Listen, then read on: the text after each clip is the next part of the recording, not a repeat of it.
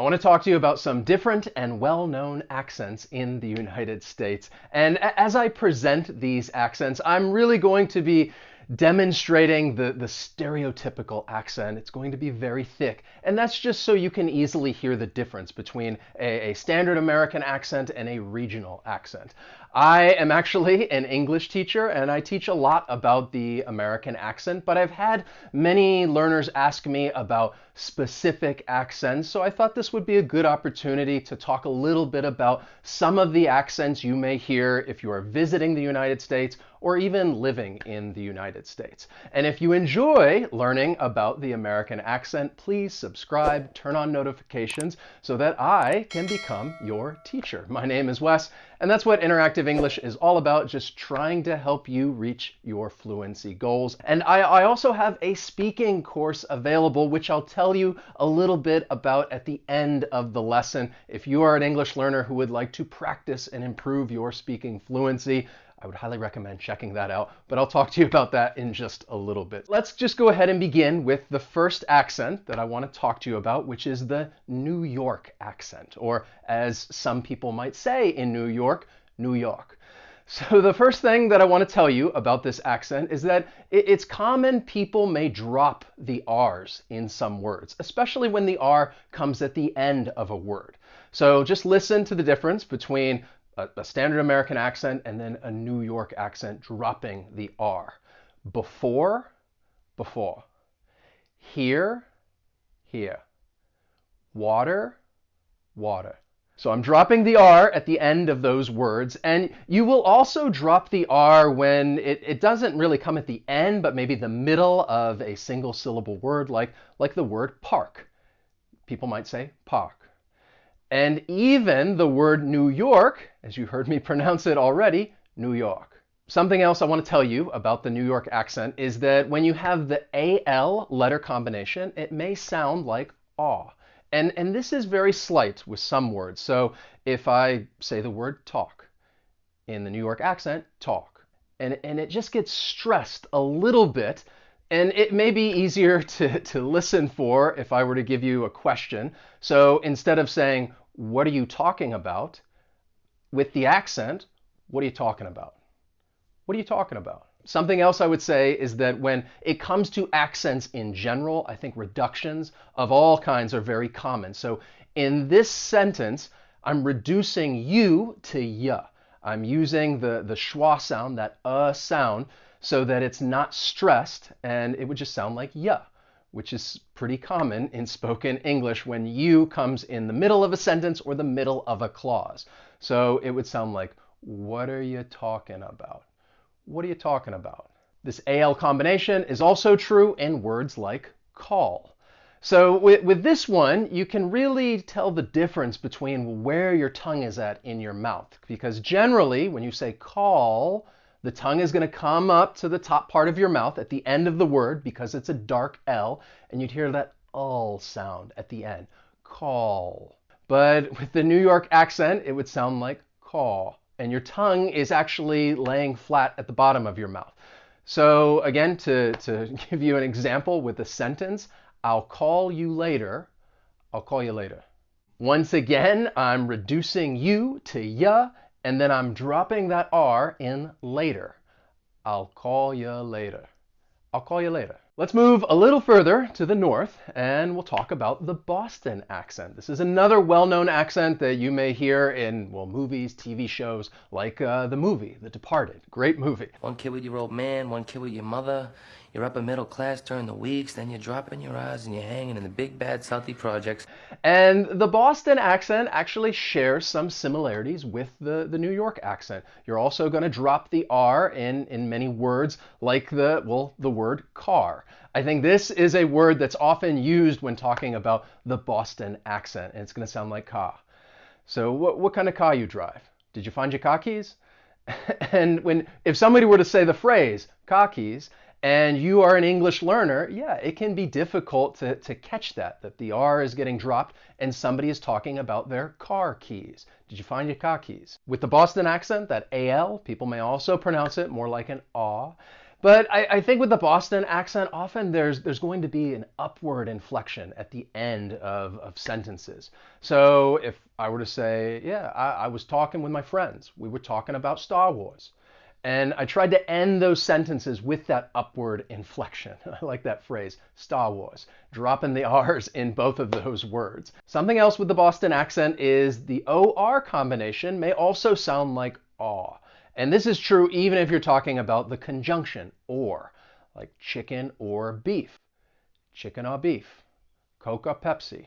Right? Hopefully you can easily hear that. And this is true when the OR combination is in individual words like divorce, divorce.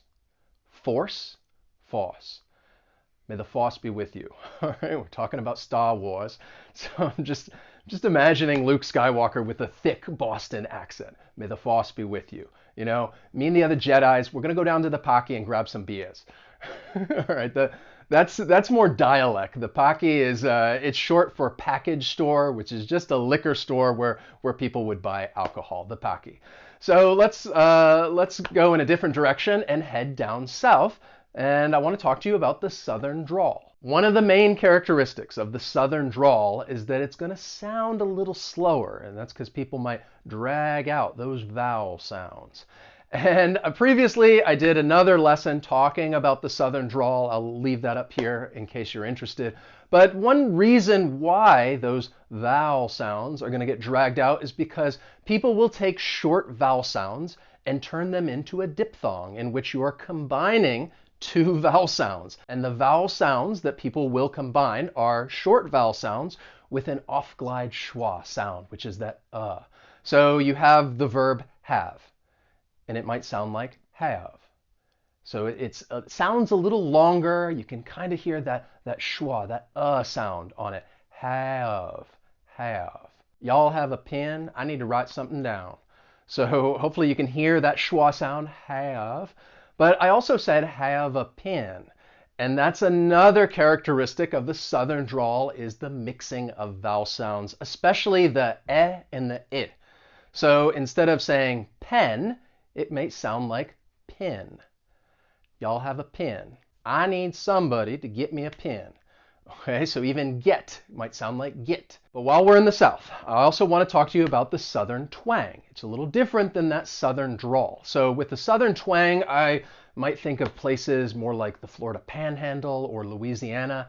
And it is going to be a little different than the Southern drawl, even though they share some of the same characteristics. People are going to take short vowel sounds and turn it into a diphthong. They're going to mix some of those same vowel sounds like get and get.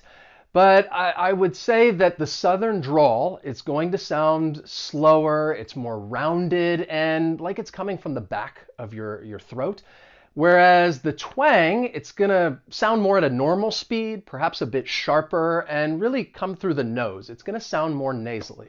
So let me give you a sentence with the Southern drawl and the Southern twang. Just try to listen for the difference. If I were to say with the Southern drawl, I can't wait to get me one of those.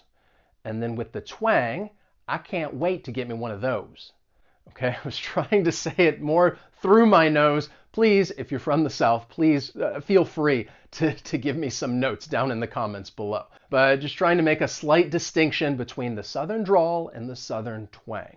Because if you're spending any time in the South, you may hear a little bit of both.